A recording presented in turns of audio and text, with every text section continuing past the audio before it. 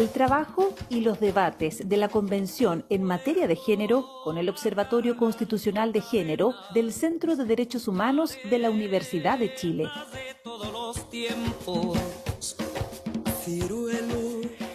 En efecto, aquí estamos como cada 15 días, cada 2 semanas, nos reunimos con el Observatorio Constitucional de Género de la Facultad de Derecho de la Universidad de Chile. En esta oportunidad tenemos nuevamente a la doctora en Derecho académica de esta facultad de nuestra universidad, Claudia Iriarte, para comentar cuáles son los avances en el desarrollo de la Convención Constitucional y la perspectiva de género que está presente justamente en esas conversaciones, en esas discusiones. Muy buenos días, Claudia. Buenos días, Juanita, ¿cómo está usted? Aquí estamos Muy una vez bien, más. aquí otra vez. Claudia, los últimos días, en las últimas jornadas, se ha estado conversando sobre distintas iniciativas de lo que se conoce como las iniciativas populares, ¿no es cierto? Como estas propuestas que hace la ciudadanía. Queda solo esta semana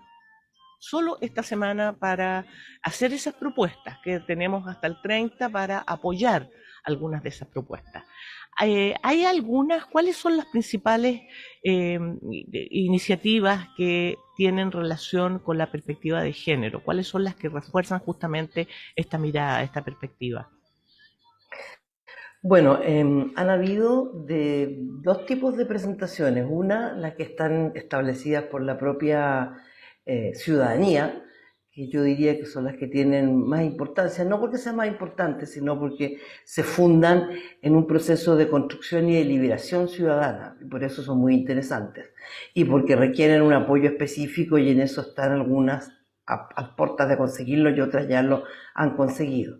Y junto con estas normas o propuestas de liberación ciudadana están las propuestas que presentan los propios o propias convencionales en un número mínimo, y ahí no requieren ni firma ni apoyo, y por lo tanto no entran en esta etapa en un debate más ciudadano. Ahora, allí yo diría que lo más destacable ha sido la propuesta sobre derechos sexuales y reproductivos, que se presentó hace como 3 semanas, 4 semanas en realidad, a la Convención Constitucional, y que incluye la temática del aborto, o sea, tiene una mirada muy amplia sobre los derechos sexuales y reproductivos, lo cual es muy novedoso porque por primera vez se intenta en un esfuerzo sistemático por regular desde el texto constitucional los derechos sexuales y reproductivos, más allá del aborto, y eso sin duda en Chile es una novedad, que significa un avance bien sustancial, ya solo el debate, y este proyecto ya ha logrado con creces las 15.000 firmas que requiere, por lo tanto va a ser parte de las normas del debate que se van a articular en los próximos meses, más allá de las propuestas que algunos convencionales pudieran hacer en la materia. Ahora, han habido otras, pero referidas al cuidado, referidas a la paridad, que sin duda son importantes. Son también algunas de representación ciudadana y otras de los propios convencionales, pero yo destacaría la de derechos reproductivos porque me parece que allí hay un salto bastante cualitativo si consideramos la importancia que tienen estos derechos respecto del respeto de los derechos, y más que de los derechos, de la determinación o de las condiciones para avanzar hacia la autodeterminación plena de las mujeres como sujetos. Diana por acá, buenos días, Claudia. Buenos días, Diana. Sí, bueno, desde el proceso, bueno, desde las manifestaciones de octubre, cómo se fue instalando esta convención, se ha hablado de la participación sería clave, y por eso que estos espacios que se han estado abriendo en medio de la conversación ahí en la convención pasan a ser tan relevantes. Están estas iniciativas populares, ¿cierto?, que se ingresan, uno puede hacer ahí un seguimiento, de hecho, en la página, pero también hay otros mecanismos, bueno, las audiencias públicas, también estos cabildos comunales, encuentros autoconvocados. Eh, ¿Cómo han visto también ustedes el desarrollo de la participación, por ejemplo, de mujeres en estas otras instancias?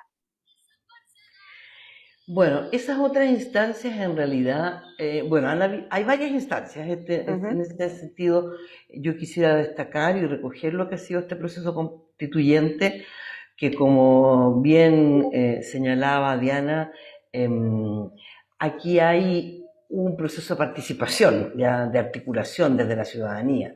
Y creo que ese espíritu inicial, sin el cual no estaríamos en el proceso constituyente, la Convención Constitucional, a través de sus diversos reglamentos y particularmente de la de participación, intentó recoger ese ideario, pero más que ideario, ese proceso de cómo se dio de articulación ciudadana.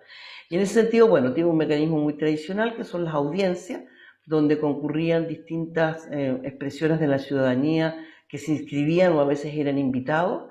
Yo ahí quisiera destacar porque si bien en una primera fase fueron algunas instituciones más bien invitadas o que postularon y fueron recogidas algunas de ellas, pero para ya el debate en comisiones temáticas Claro. específicamente se abrió la posibilidad de que la ciudadanía se inscribiera masivamente, y como fue tal la concurrencia de organizaciones y de personas incluso naturales, de la más infinita diversidad de ideas, de pensamientos, de expresiones sociales, de articulaciones, etcétera, que finalmente fueron aplicando mecanismos de sorteo, lo cual me parece, apelando a lo que era el viejo modelo griego, que claro, mucha gente queda fuera, pero también es aleatorio, entonces por lo tanto el factor de influencia de quién elijo, aunque es bastante, queda despejado, y en ese sentido es al que le toca. Entonces así se podía asegurar que todos, ya, los interesados pudieran llegar. Y en ese mecanismo, sin duda, muchas organizaciones de mujeres, muchas articulaciones desde la academia, eh, desde las organizaciones vecinales, desde organizaciones de otro tipo, como pueden ser organizaciones campesinas, medioambientales, indígenas, donde la temática de género y de la temática referida a las disidencias sexoafectivas son temas que están muy presentes. A veces no como tema central, a veces como tema colateral, a veces es el tema que articula. Y eso ha habido gran presencia en ese debate. Bueno, hay otros mecanismos que van a empezar a funcionar, como son los cabildos. Los cabildos ya en realidad están funcionando porque es cuestión de inscribirse y poder Claro. registrar el debate. Y hay otros más, es largo explicar porque este es un tema que ha tenido mucha riqueza, pero van a venir mecanismos futuros y sabemos que las organizaciones de mujeres, a través de sus propias organizaciones vecinales y barriales, van a estar presentes en este proceso. Y Claudia, a propósito de esos cabildos y de esas reuniones, eh, ¿qué tiempo pueden tomar? ¿Cuánto espacio tienen como para dar esa discusión y efectivamente poder presentar y dar a conocer dentro de la convención esas propuestas, tomando en cuenta que a estas alturas la verdad es que quedan en estricto rigor poco menos de 6 meses? ¿Hay efectivamente espacio para que esa participación se pueda concretar, al menos en términos de ser presentados sus resultados ante la convención? Sin duda, bueno, lo que pasa es que ahí hay un trabajo, esta convención ha logrado, a mi juicio, no sé si comparándolo con otros procesos, digamos, ahora no sé con qué riqueza lo va a recepcionar. Lo que quiero decir es que ha logrado, a mi juicio, eh, crear unos mecanismos para recepcionar este debate, ¿ya? Y así como fue haciendo los debates, bueno, y cuando se vio un poco superada, entonces creó otros mecanismos como fueron los sorteos que ya expliqué latamente, o en otra etapa dividió la propia comisión en dos áreas, de modo de abocarse a distintas tareas para poder seguir avanzando y terminar de escuchar todos los que están inscritos y seleccionados. Ese proceso ya se crearon los encargados y encargadas de sistematizar ese proceso, de modo que las distintas opiniones, documentación, porque no solo era ir a hablar 5 o 10 minutos, era acompañar material, documentos, propuestas, ideas, desde opiniones más que individuales, pero quiero decir ciudadanas, y opiniones también técnicas desde el mundo más académico, técnica política, distintas propuestas de organizaciones, y todo eso. Entonces la idea es sistematizarlo de modo que haya ahí un corpus de ideas, de mecanismos, de propuestas que nutran el debate. Yo diría que lo más importante son las ideas, porque permite dar un aporte a la diversidad más allá del planteamiento específico, más allá, por ejemplo, recuerdo particularmente cuando se produjo el debate sobre el sistema de organización política del Estado y del gobierno en particular, una de las primeras organizaciones que fue una organización referida a temáticas de género que fue a plantear una mirada sobre la paridad. O sea, lo que les dijo es, más allá del debate específico del sistema de gobierno que ustedes terminan eligiendo y la estructura del Estado, tienen que pensar que el sistema más adecuado es aquel que permita llevar a buen puerto y a una realidad concreta la paridad como principio estructurante del sistema. Entonces, por lo tanto, en ese debate ya debería estar instalado de una u otra manera cuando ellos lo tengan, porque no solo fue esta organización, estoy pensando en muchas otras que también han ido en la misma línea. Entonces, desde esa perspectiva, yo diría que ese debate se está recogiendo. El tema de lo que está por venir, que son los cabildos, también hay una lógica instalada, que ya han recepcionado parte de los primeros cabildos realizados, y los que están por venir, no solo vinculados a los municipios, sino también vinculados a lo que tienen los propios mecanismos. Ellos han creado una comisión de participación, va a ir recepcionando, y ahí se van incluso a hacer nuevas propuestas, creo yo, a enriquecer las existentes y sobre todo el aporte de ideas y del debate ciudadano, del cual les permite fundar sus propios debates y sus propios planteamientos. Yo creo que en lo grueso va a ser recogido, en mi opinión, es el espíritu por lo menos que hay. ¿Ya? Ahora, ¿cuánto lo logren? Y allí están las diversas ideas, y eso es lo complejo, que hay un sector que es más retardatario en este tema, pero bueno, finalmente se sumó, y se sumó también aportando ideas porque entendió que ese era un espacio que había que estar presente, porque si no iban a perder en el debate de su mirada y sus ideas.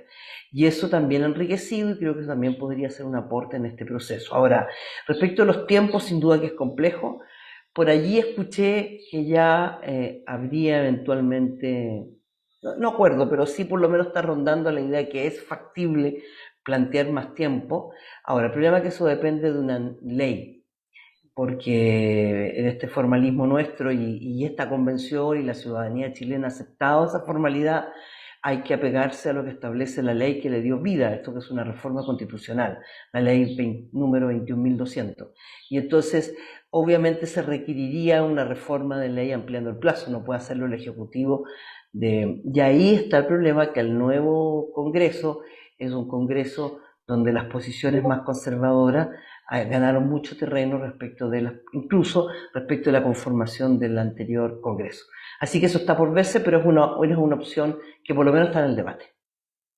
Conversamos a esta hora con la doctora en Derecho y académica de la Universidad de Chile, Claudia Iriarte. Claudia, claro, hablábamos de estos plazos, ¿cierto? Del 20 de enero, este jueves, para ingresar estas normas populares, pero también parece crucial, apremiante, considerando la importancia de esta participación, que claro, estas iniciativas requieren de las 15.000 firmas para luego ser revisadas al interior de la convención. Entonces, en ese sentido, aprovechar también este espacio, reiterarlo, la relevancia de poder contar con ese apoyo, quizás así de manera cotidiana, ¿cierto? En los grupos que a veces uno tiene, o por correos acá en el celular, te llega ahí el link para que uno pueda conocer. Entonces ahí la importancia de difundirlas también para que puedan contar con esos apoyos. ¿Cómo ves tú también esta etapa? Bueno, sin duda que es fundamental. Bien decían ustedes, para presentar nuevos proyectos quedan ya muy poquitos días, y para dar el apoyo queda algo más, pero tampoco mucho más, ¿ya? Ahora, yo creo que, bueno, de las que mencionamos, la de derechos sexuales y reproductivos ya logró una votación interesante, y por lo tanto ya es un proyecto a debatir. Pero hay otras iniciativas de configuración ciudadana que son muy interesantes, como una educación feminista para Chile, laica, pública y no sexista, y a esta todavía le falta un porcentaje de firmas, no fundamental, pero sí cerca de 4.000, entonces sería bueno que allí la gente la apoyara, las personas que estimen conveniente sumarse a esta iniciativa, porque aquí hay un tema que es bien central. Piensen ustedes que en Chile, cuando se discutió la ley sobre la educación sexual, esa ley no pudo aprobarse, no porque no tuviera los votos, sino porque no hubo quórum y por lo tanto finalmente fue rechazada. Una ley que es central, no solo por contar con una educación sexual, sino porque está bastante demostrado que el diseño de una política pública en materia de educación que comprenda temas de educación reproductiva y sexual es fundamental para enfrentar temáticas muy complejas que afectan especialmente a las jóvenes, como son el embarazo adolescente, por nombrar una cosa que nos puede parecer colateral pero que es central. Por lo tanto, la idea de sentar las bases de una educación pública y no sexista, que entre otros va a comprender este tipo de temáticas, me parece fundamental. Y hay otros desde la mirada de las disidencias sexoafectivas que han estado más lentas, que son sobre el derecho a la identidad, que nosotros tenemos una ley que deja mucho que desear, por decirlo de una forma coloquial. Es una ley que sin duda fue un avance, pero tiene problemas de técnico y una iniciativa de este tipo ayudaría mucho. Y la iniciativa del reconocimiento de comunidades y diversas formas de familia, que me parece bien central porque no basta con el derecho al el matrimonio igualitario que se aprobó hace un tiempo atrás. En Chile, la temática de la configuración de familia, más allá de las familias de conformación homosexual, o lésbicas, o gay, o de distintas formas, no es solo un problema de sexualidad, son las diversas formas de constitución de familia. Y ahí, sin duda, que sería muy interesante un reconocimiento constitucional o que avance esas formas de reconocimiento de no discriminación, que permita después el desarrollo de políticas públicas, por ejemplo, la normativa sobre temas de solidaridad en la familia, de corresponsabilidad. Ahí hay toda una temática que se abre que respecto de las mujeres, su realidad y de las disidencias, sin duda que es fundamental. Yo destacaría eso por ahora, que son los proyectos que están en este minuto avanzando desde la ciudadanía. Bien, estábamos conversando con la doctora en Derecho, académica de la Universidad de Chile, de la Facultad de Derecho, Claudia Iriarte, justamente para este análisis que hacemos cada 15 días de cómo avanza, ¿no es cierto?, la Convención Constitucional, particularmente desde la perspectiva de género. Profesora, muchísimas gracias por estar con nosotros, como lo hace cada 15 días. Que tenga un muy buen día y esta semana que sea productiva. Esperemos que así sea, ¿no? Le agradezco mucho, Juanita y Diana, un gusto además de haber estado con los radioescuchas de esta importante radio de la universidad. Un gusto y nos estaremos viendo en unos días más. Adiós. Gracias, buenos días.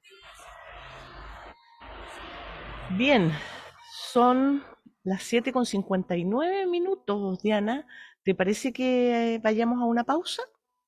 Vamos y luego seguimos acá con conversaciones en la primera edición de Radio Análisis.